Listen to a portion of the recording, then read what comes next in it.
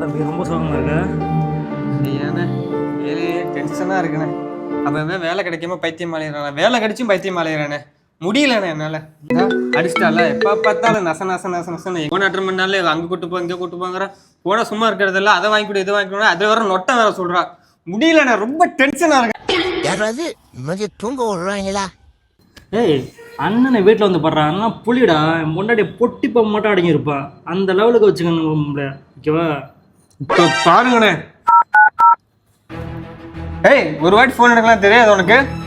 சும்மா நொய் நொய் நொய் நொய்னு ஃபோன் அடிச்சுக்கிட்டே இருக்க. ஏன்னா எப்போ ஃப்ரீ ஆகணும் அப்போ தான் வருவேன். Phone ID